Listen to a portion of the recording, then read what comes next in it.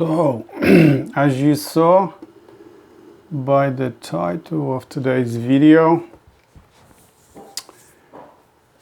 I'm asking the question, I put the question to the soul, how can the soul be of practical use to us in everyday life?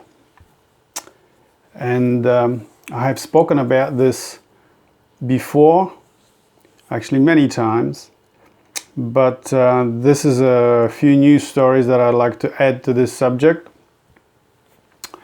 And I'll begin by saying that perhaps you have seen my video or you have heard that Facebook deleted my account for about 7 days. But I had a dream on the same day when the account was deleted. I had a dream of what will happen to it. In other words, I was so emotionally taken back by what happened that I started to ask the question, in my own mind. I asked the question of the spirit, what's going to happen to this, to my account? There's 10 plus years, nearly 12 years of work there, and it's work on the feminine, on your intuitive mind, on the recovery of the intuitive mind, your recovery of your divinity. So that was stressful for me, and I stayed with the question. And that night, because of the stress, because of the desire to know what will happen, I had a following dream. I saw my account being returned to me. But over the account, when I was looking at the computer screen, there was a box, like a green box. When you're working with a computer, for instance, and there's a window that just pops up, a little box that pops up for something, for instance, for asking you to save or to whatnot, right? That window popped up and there were instructions in that window, what to do, what to say. As in, what should I do with this account? And the window, the frame of the window, and everything written inside of all the links that I was able to click were in green.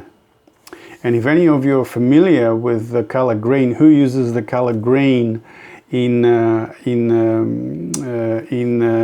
the internet? It is Rumble. Now, at that time, I had no idea that I will get my account back. I had no idea that I might be moving all my work to a free speech platform such as Rumble. But the dream was prophetic in a sense that, it took 7 days to get my account, but I did eventually get it back. And then I moved all of my work, which took over 18 hours. This is the footprint that we have, for instance, on Facebook. If you think that your work is just a little, or you don't have a huge influence, you do. The memories, the history of all your work together is hours and hours of work of watching, especially if you got videos. Mine was mainly from writing, but it took nearly 18 hours to move my work to Google Docs. Now, I haven't moved my work yet to Rumble, but that's the next step. That's the next logical step. And that's the step that my dream was telling me, the answer to my questions, what will happen to my account. So this is just one example of how the soul can be of practical service to us. You see, if you stay with the question, you will get an answer, in your dreams, in your visions. Usually I get it in my dreams. I know some of you get your answers in your visions. But for me, it has always been in the dreams or intuitively. I'll give you another one of my examples, and then I'll read you an essay. It's a part of the essay. It's a long essay, so it's only a part of an essay that I wrote a few years ago regarding this topic. So another example will be from my own life is when I published my book, Where We Dream the Single Dream. And I self-published my book. It's because no publisher would touch it because of the subject. The subject is the feminine, and if you go against the narrative, no one is going to want to, you know, publish you or have anything really to do with you. So, but at that time, I wasn't really so preoccupied with that. You know, why that my subject is a difficult subject. No one's going to publish. So, but anyway, I always knew that I'm going to have to self-publish. So I published my book. It sold a few copies, mainly to the people that are already following me. You know, it never became a worldwide bestseller, and so on. I'm thinking to myself, why? It's a good book. It's really well. It's written well. It's not, you know, Leo Tolstoy or Shakespeare by any means, but it's, you know, it's got my whole life in it. Why doesn't it sell any better? Why isn't it not as popular? You know, why are people not reading? And one day, I had this answer. I had a dream, you know, an answer to why the reason is to why the book is, you know, not a New York Times bestseller. And there I am inside of an office, an older gentleman's office, and he tells me, I am the one that can make, that can sell 1 million copies of books. This is what he tells me. I am the one that can make books sell 1 million copies. And then he looks at my book, he fingers through the book, he thumbs through it, and he looks at me and says, it's got wrong words in it. So you see, I didn't quite understand initially what that meant. It's got wrong words in it. And I thought, well, yes, I use words like feminine and numinous and collective unconscious, and perhaps it's got too much psychology, too much mythology, definitely too much depth psychology. But I wanted to have all these things in it so that I can explain the dreams, the deep archetypal dreams that I had and what I was shown. You need to have some, but you have to understand the language of the soul, the symbolic, the mythological language of the soul. So I thought, yes, that's probably why people don't read it, because it's too deep, it's too involved, too technical. And then it dawned on me that the reason that it's not as popular, because it goes against the narrative. It's got the wrong words in it. It goes against the narrative of the patriarchal society, the male God image. I am talking about the feminine, the other side of the brain, you know, the intuitive mind, the feminine mind, and the left side of the intellectual mind, the masculine mind. I'm talking about the missing half, the feminine. And that's going completely against the narrative.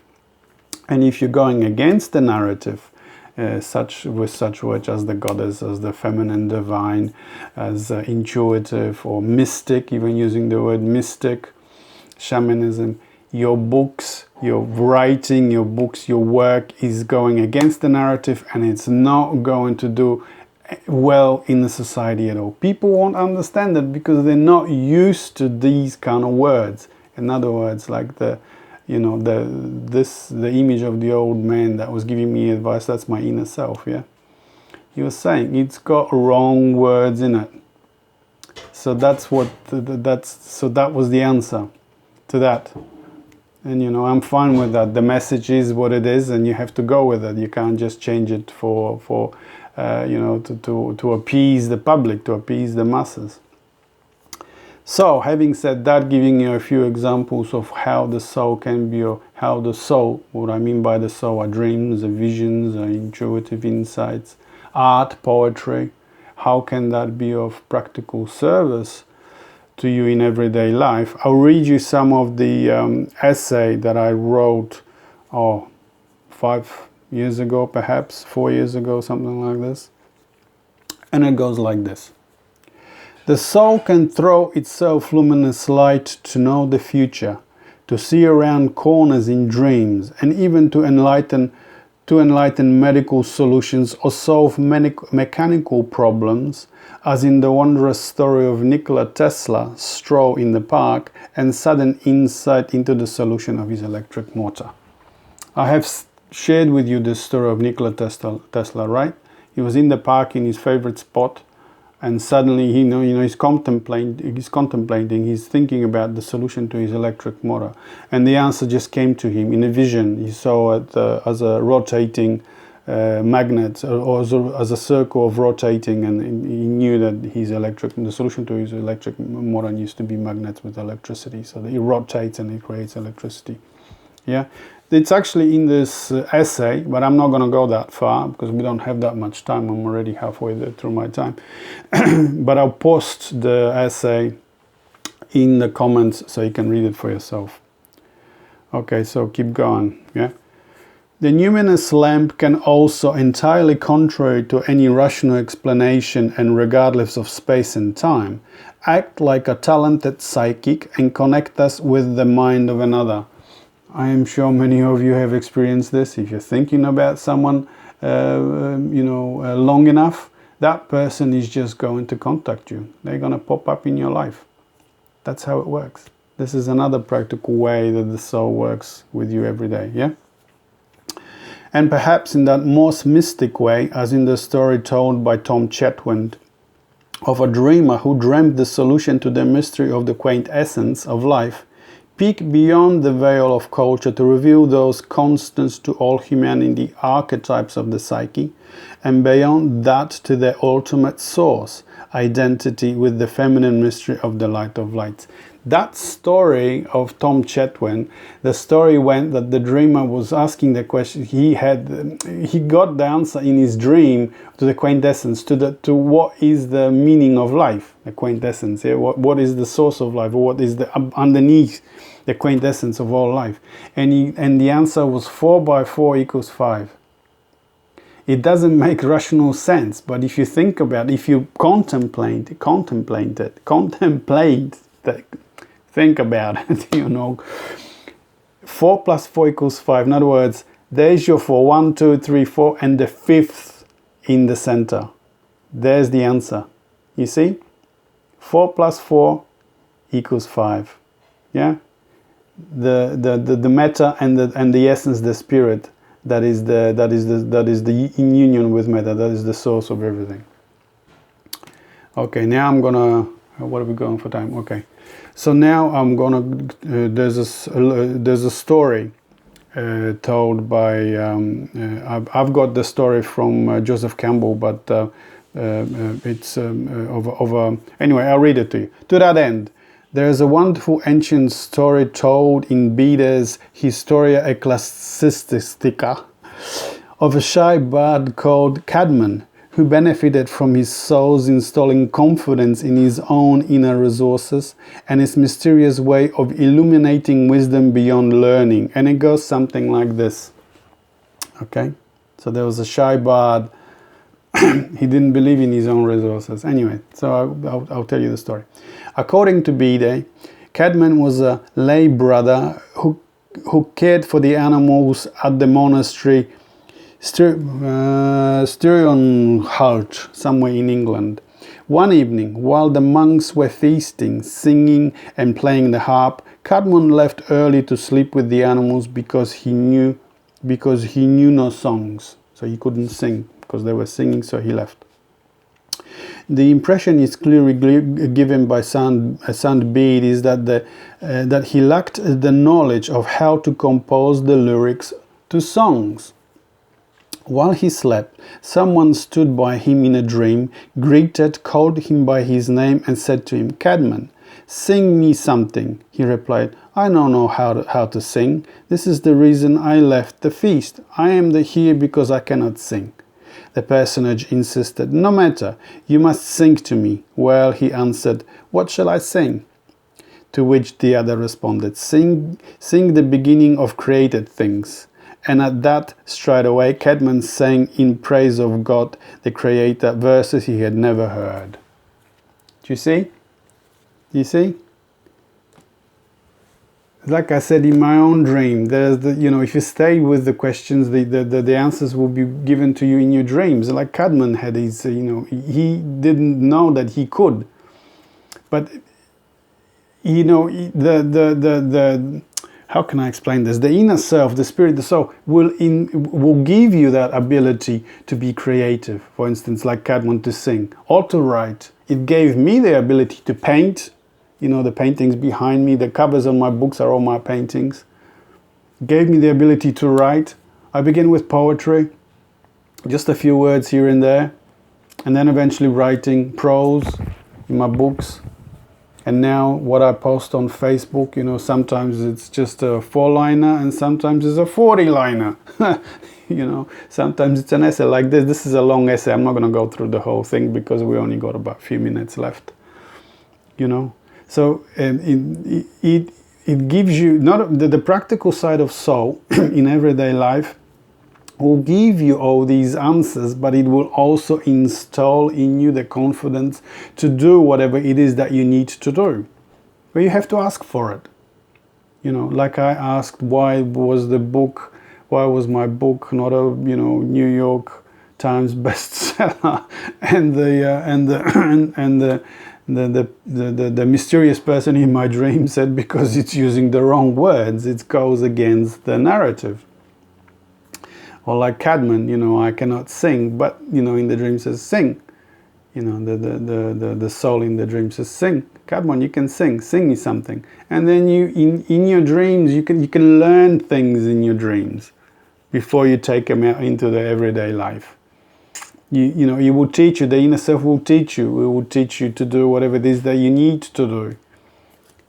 Nicola Tesla, he was working on a mechanical problem, the problem of the electric motor.